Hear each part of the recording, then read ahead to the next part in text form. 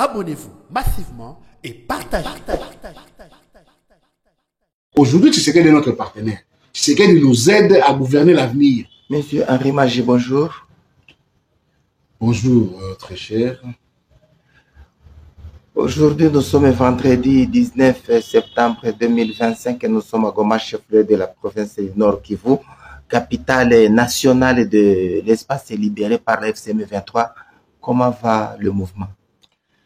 L'AFC, l'Alliance Fleuve Congo va très bien, vraiment très bien.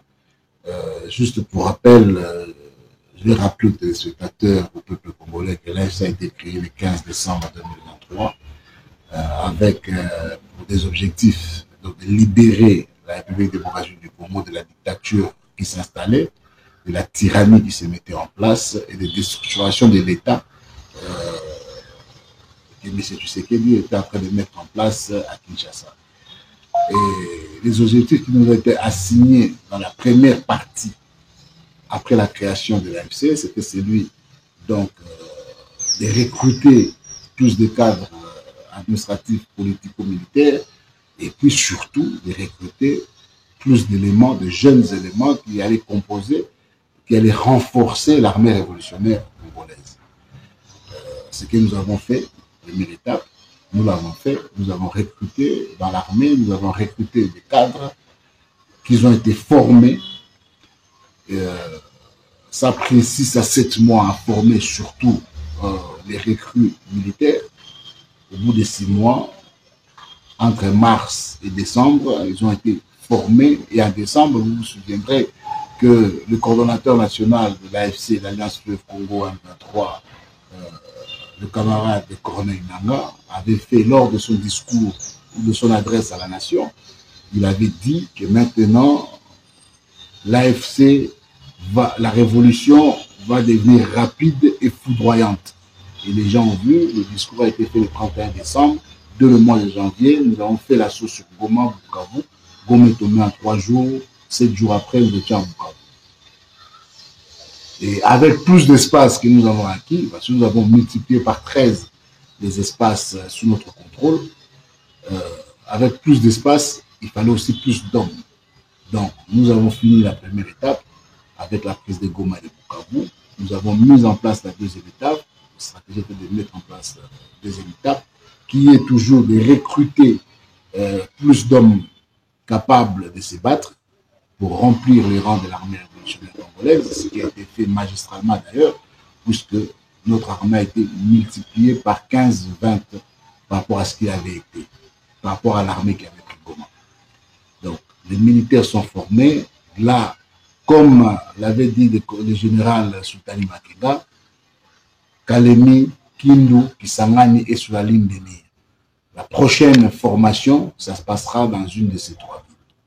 Et comme l'a répété le camarade coordonnateur national Corneille Nangaa, lors de pass-out de 7000 ex-FARDC Wazalendo qui ont rejoint notre mouvement. Et police aussi. Oui, la police, c'était à part. Je parle de pass-out du 14 septembre. Oui. Le coordonnateur national a dit ceci. Kalemi, Kindu, Kisangani seront notre prise pour finir la deuxième étape de la révolution avant de passer à la troisième et dernière phase. Et là, je dis, je vais parachever le camarade coordonnateur qui a dit que Banakini Boza la calme, Tozolambe la bilo kwa kitoko, Bokolia, Bokosepela. Alors moi, je le parachève en disant non seulement Bokosepela, Bokotonda, et puis Bokotika la voisine d'Am, pour bilo Kelekebele, bilo Rafet. Il y a des jeunes au Katanga assez nombreux qui m'appellent, qui m'écrivent par rapport à mes autres déclarations précédentes. Ils disent, mais nous sommes mobilisés, comment faire pour rejoindre l'armée révolutionnaire congolaise? Je leur dis ceci à tous ces jeunes-là. Approchez-vous de Kalemi, approchez-vous de Tanganyika, car bientôt, votre armée, votre mouvement, l'AFC va prendre le contrôle de cette province et de cette ville. Rapprochez-vous, comme ça, vous allez directement être intégrés lors des premiers recrutements dans l'armée pour aller à la reconquête du reste du Katanga, vous serez en première ligne. Rejoignez la province du Tanganyika, rejoignez la ville de Kalemi, parce que bientôt, nous allons y pénétrer. Mais se rapprocher, sans vous couper la parole, se rapprocher, c'est leur mettre en danger. Vous connaissez l'histoire qui s'est passée à Beni, là où un groupe et une compagnie de gardiennage a envoyé ces gens pour la formation. On les a arrêtés, disant que ce sont les éléments de M23. Et maintenant, aujourd'hui, c'est comme s'il est interdit de se déplacer dans un milieu là où tu n'es pas connu. Bien sûr, sur l'espace, c'est sous contrôle par Kinshasa. Quand je vous dis quand je dis qu'ils se rapprochent, hein, qu'ils se rapprochent parce que la prise de Kalemi est proche. Sans Uvira. Vous savez, les gens parlent d'Uvira. Est-ce que pour arriver, pour partir de Bukavu à Kalemi, nous sommes toujours obligés de passer par Uvira? Parlons de la ville d'Uvira. Parce que les gens croient encore que Uvira est sous le contrôle de la RDC ou de Kinshasa. Ça fait plusieurs mois que Kinshasa a perdu le contrôle d'Uvira. Vous vous souviendrez que depuis le mois de juillet, je crois, si j'ai ma mémoire est bonne, depuis le mois de juillet 2024, Kinshasa avait perdu le contrôle de Goma. Mais les gens croyaient que parce qu'il y avait encore des militaires FARDC dans la ville, que Kinshasa contrôlait la ville de Goma.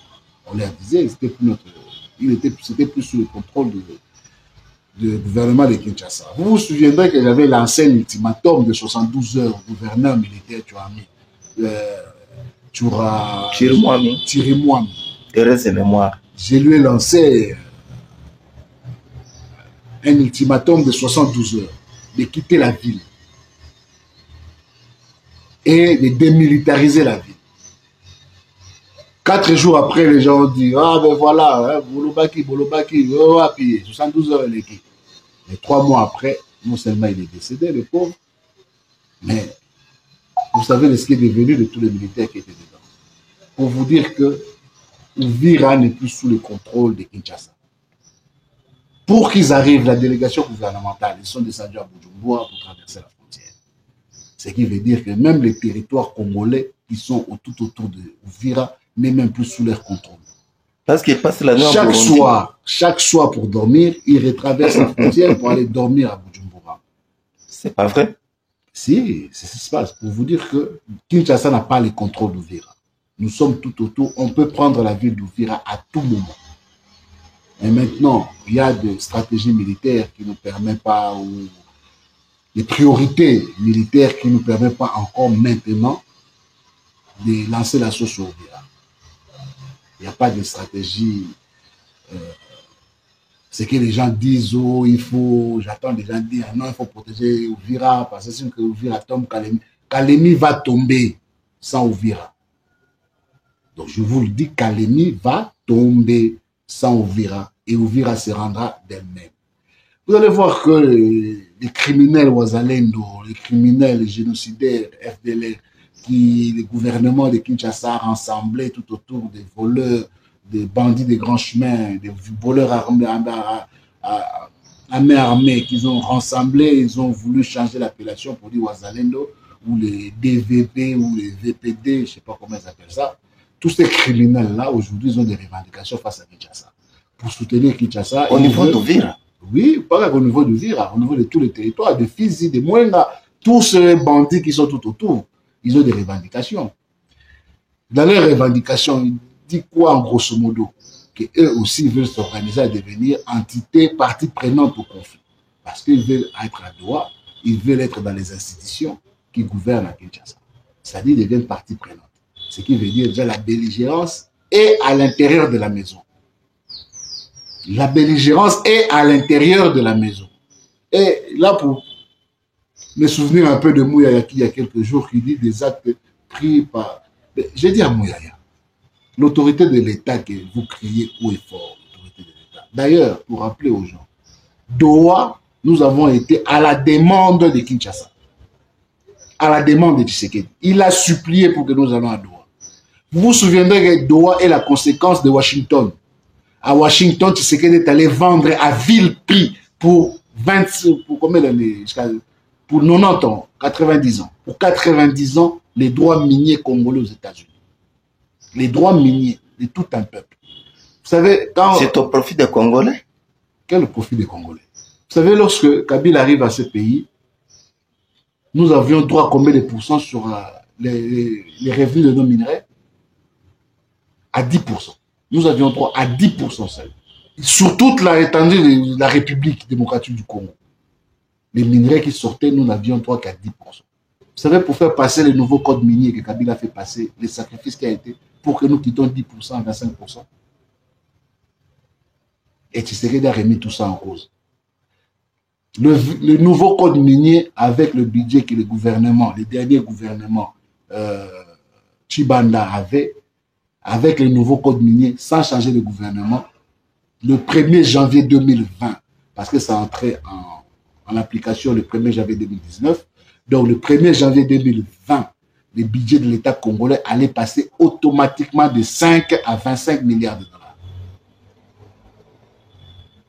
De 5 à 25 milliards. Sans compter les revenus additionnels qui allaient s'additionner à partir des années 2022-2023. Nous allions passer à un budget de 35 milliards de dollars. Automatiquement, sans changer quoi que ce soit, rien qu'avec le nouveau code minier.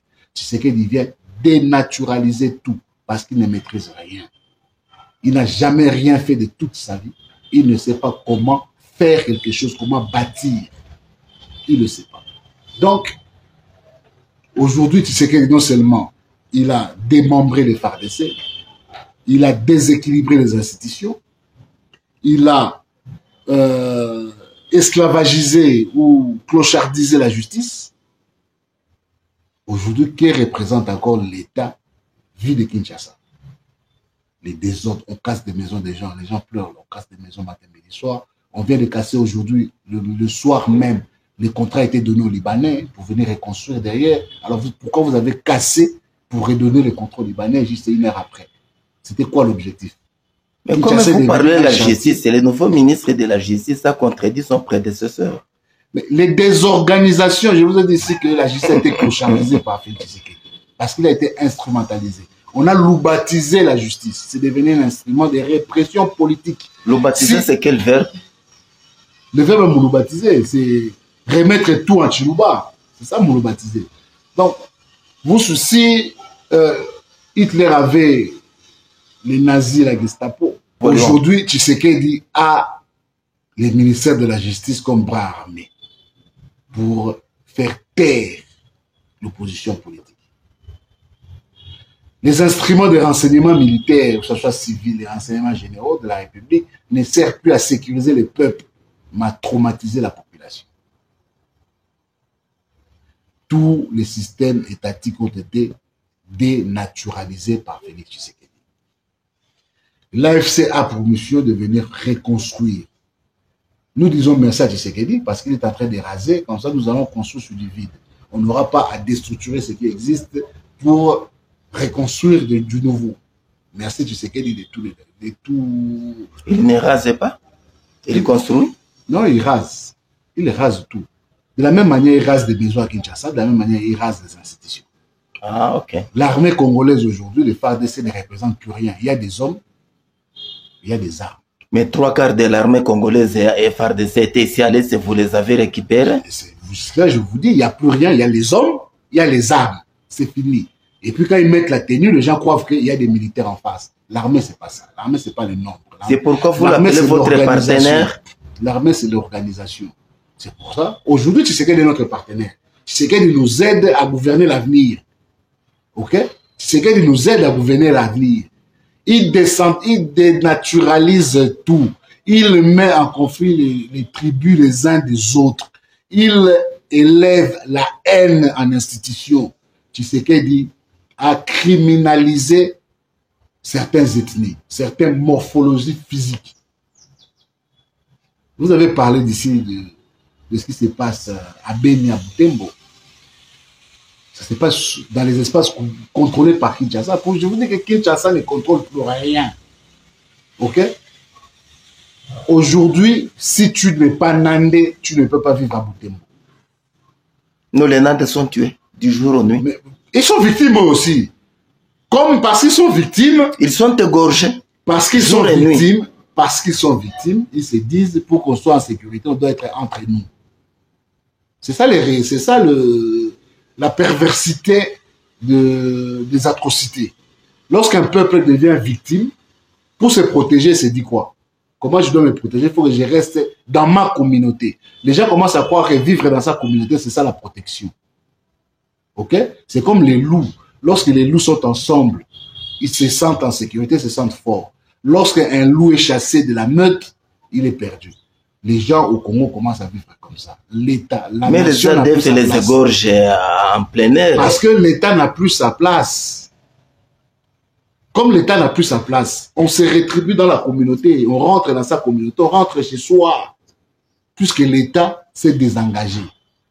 Voilà pourquoi l'AFC doit venir là pour remettre l'État en place, pour dire à nos frères et sœurs nandais, vous êtes des Congolais, vous avez droit à la protection de l'État. Vous êtes des Congolais, vous avez droit, vous aussi, à protéger la nation. Ça, c'est le travail de l'AFC. Mais pourquoi on ne peut pas utiliser les Sokwe qui vous bombardaient dans vos maquis là, pour bombarder les ADF, afin de protéger le peuple nandais? Nous allons sécuriser l'ensemble de la République. L'autorité de l'État, c'est nous. L'autorité de l'État, c'est l'AFC. L'État congolais, c'est l'AFC. C'est le futur de la nation congolaise. Nous construisons la nation. Et heureusement, je vous ai dit que Tshisekedi est devenu notre partenaire, le meilleur. Il veut aujourd'hui remettre en cause la Constitution. Nous l'encourageons. Nous lui disons bravo Tshisekedi. Mais vous l'avez bloqué. Tu es dans les bons. Nous l'avions bloqué à l'époque parce que la méthodologie qu'il a voulu utiliser, c'était la mauvaise. Maintenant, il va utiliser la bonne méthodologie. C'est-à-dire quoi? C'est-à-dire passer par l'Assemblée nationale et le Sénat réunis en congrès. Vas-y Tshisekedi, nous t'encourageons. Change la Constitution. Comme ça, tu nous donnes des arguments juridiques. N'oublie pas que vous allez hériter une dette de 16 milliards. De la même manière, je vais vous dire, aujourd'hui, nous faisons la relance de la justice. Vous savez pourquoi nous faisons la relance de la justice dans l'espace libéré? Parce que nous avons fait table rasa de ce qui existait. C'est ça la révolution. Ce qui était là était mauvais. Aujourd'hui, avec les banques, on peut faire la même chose. Table rasa est recommencée, annuler tous les certificats, toutes les autorisations que les banques avaient des gouvernements des précédents. Mais c'est la Banque centrale qui octroie. On peut enlever tout. Aujourd'hui, nous avons créé la RIFA, qui est dirigée par Cédric Fiema. Ici, je tiens à saluer. Vous allez créer quoi? Nous avons déjà créé la RIFA. C'est-à-dire? C'est-à-dire, aujourd'hui, nous sommes quel jour? Jeudi, vendredi? Nous sommes vendredi 19 septembre 2025. Voilà. Aujourd'hui, vendredi, la RIFA va faire sa sortie officielle, va donner le programme de son administration. Comment il va administrer les systèmes bancaires et financiers des espaces libérés. Il y aura un échange aujourd'hui avec la RIFA. Nous avons la possibilité de faire table rase. Tshisekedi s'est cru malin. Il a voulu nous piéger. Comme Bemba, son associé Bemba lui a dit, ah, on m'a arrêté en Centrafrique parce que j'avais touché aux banques. Ferme les banques, ils vont laisser un peu d'argent là-bas. Ils ont mis une stratégie comme ça. Il y avait $1000, ils ont enlevé $600, ils ont laissé $400. Ils se disent que l'AFC, on est des voleurs, on va venir voler les $400. Et une fois qu'on va voler les $400, ils vont dire que c'est nous qui avons volé les $1000. Et c'est comme ça qu'on va se retrouver devant la CPI. Mais à Goma, toutes les banques sont fermées. Vous n'avez pas touché. Nous, on ne touche pas. On ne va pas toucher. Seulement la Cadeco. Non, la Cadeco, c'est une banque publique. Ça appartient à l'État. Donc, on peut toucher. Avec la Cadeco, nous avons injecté de l'argent dans la Cadeco. Ce n'est pas le contraire. C'est-à-dire c'est l'argent de l'État. C'est la banque appartenant au peuple. Nous avons pris l'argent, nous avons injecté l'argent dedans. Mais les autres banques sont privées. Nous ne touchons pas. Nous laissons dans l'État. Mais ici aussi, c'est un message à donner à ces banques-là. On leur dit ceci. Kinshasa sera asphyxié. Dans 3 mois, Kinshasa sera asphyxié. Comme dans la fin du maréchal Mobutu, où il devait mettre la main dans sa poche pour prendre dans ses économies pour faire fonctionner l'État. Tshisekedi fera la même chose d'ici 3 mois. Tout l'argent qu'il va voler, il va les rendre au Congo. Quand vous vous posez la question de savoir la dette de 16 milliards que nous avons héritée, nous allons l'hériter, bien sûr, mais Tshisekedi ne va pas les consommer. Tshisekedi va rembourser ses dettes parce qu'il mettra la main dans sa poche pour faire financer les institutions. Il ne voudra pas, après la prise de Kamina, c'est-à-dire la dernière ville du Katanga que nous allons prendre, c'est Kamina. La grande base militaire du pays. Voilà. Quand on prendra Kamina, Tshisekedi n'aura plus d'argent pour soutenir ses frères du Kasaï. Tshisekedi n'aura plus d'argent pour financer les services sanitaires et de santé. Au Kasaï, il n'y a rien. Au Kasaï, il n'y a rien. Il n'aura plus rien pour financer. Il n'y a rien même aujourd'hui. Mais il n'y a rien. Il y a la famine, il y a tout. Tshisekedi n'aura plus d'argent pour subventionner les Kasaï. Tshisekedi n'aura plus d'argent pour payer les politiciens avec qui ils vivent à Kinshasa. Tshisekedi il sera obligé d'aller asphyxier le Congo central et à son tour, le Congo central va se révolter. Et Tshisekedi n'aura même plus l'accès à la mer. Mais l'Assemblée nationale, ils ont parlé qu'on va avoir les social et des députés nationaux avec qu'il fasse tout ce qu'il avec veut. Les dossiers Kamer, Vital Kamer et autres. Qu'il fasse tout ce qu'il veut.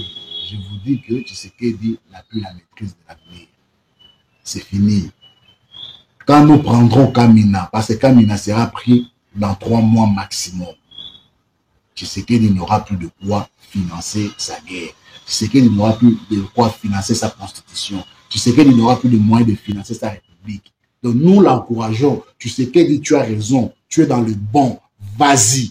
Vas-y, change la constitution. Vas-y. Vas-y, donne plus d'argent aux députés. Vas-y, prive l'armée du minimum nécessaire. Vas-y, prive l'administration de quoi fonctionner. Vas-y, tu es dans la bonne direction. Mais sache que dans 3 mois, c'est fini. C'est une illusion de voir ce que fait Tshisekedi. Congolais et Congolais, pour être bref avec vous, je vais vous dire ceci. Faites confiance à l'AFC et à son coordinateur Corneille Nangaa. À ceux qui croient que nous sommes des pantins, laisse-moi vous dire, Yende, Aza Elili Apamba, Elili Apamba, Elili Apamba, Elili. Il n'y a rien dans Tshisekedi. Mais vous ne l'êtes plus parce que vous dialoguez maintenant ensemble. Vous n'êtes plus les patins. On n'a même plus besoin de dialoguer. Nous avons un accord de principe qui énumère certaines obligations dites de confiance que nous, AFC, avons respectées à 100%. Ça fait plus de 2 mois aujourd'hui, Tshisekedi hésite ou ne veut pas ou gagne du temps, je ne sais pas comment je peux qualifier cela, ne veut pas lui exécuter sa part. Donc je lui dis, il est dans le bon. Félicitations, Tshisekedi, tu es dans le bon. Continue comme ça tu nous donnes un prétexte de prendre Kalini, comme ça tu nous donnes un prétexte de prendre Kisangani, tu nous donnes un prétexte de prendre Katanga. Même si c'est votre adversaire, permettez, l'actualité oblige. Bitakwira a vu sa bouche bouchée. Non, Bitakwira, je ne peux pas me permettre de me réduire moi déjà à parler de Bitakwira. C'est l'insuffisant. Il a dit la vérité. Vérité ou pas vérité, Bitakwira, c'est celui qui a condamné les Tutsis de Vira. C'est combien de gens depuis ce discours, combien de gens ont été tués par délit de faciès. Donc je ne peux pas être là. C'est comme me demander de parler d'Hitler. Je passe ma journée à parler d'Hitler. Ça ne m'intéresse pas. Je vais parler de l'avenir du Congo. Bitakwira ne fera jamais partie de l'avenir du Congo. Il fait partie du passé, c'est fini Bitakwira. Il ira en exil au même moment que Tshisekedi. Il va chaque matin être devant la porte de Tshisekedi à demander de quoi manger la journée. Donc, il ne faut pas remettre des gens comme ça à l'actualité. Il y a quelque chose à ajouter que nous avons oublié? Le message peut-être? Le message est simple. À tous les jeunes qui m'écrivent, qui m'appellent, qui me sollicitent parce qu'ils veulent rejoindre l'armée révolutionnaire congolaise. Vous qui êtes au Katanga, vous qui êtes en province orientale, vous qui êtes dans les Maniema, vous qui êtes à Kinshasa, et ceux qui sont à Zaïre aussi. Ceux qui sont à Kinshasa, je leur dis, restez, bougez pas de Kinshasa, s'il vous plaît, restez à Kinshasa, parce que bientôt, nous aurons besoin de vous, bientôt. Je ne sais pas encore quand, le moment, je ne sais pas, mais je vous dirai. Restez à Kinshasa, concentrez-vous. Fragilisez le pouvoir de Tshisekedi en manifestant. Vous ne manifestez pas. Regardez vos frères et sœurs de Népal. En 2-3 jours, c'était fini du gouvernement. Lorsque le peuple se lève, la tyrannie s'abaisse. Restez à Kinshasa, ne venez pas ici. Et il y a déjà assez d'hommes ici pour prendre la République d'assaut.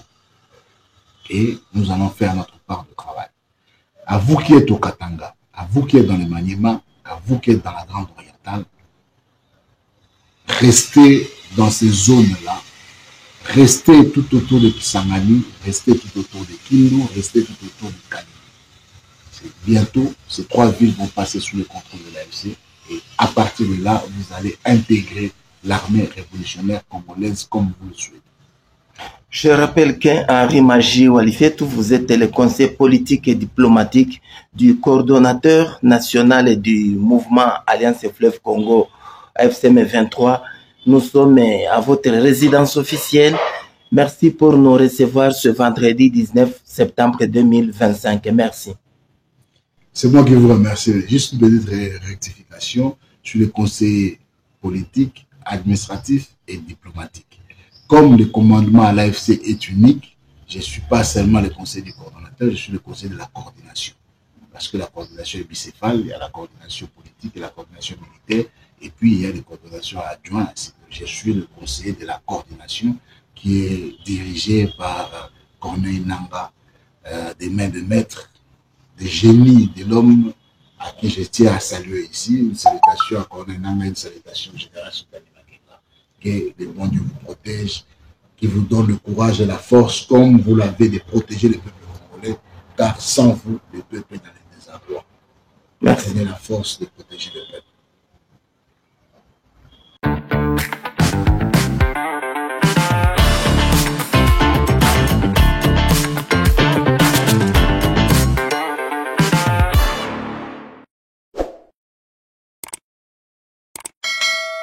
Abonnez-vous massivement et partagez.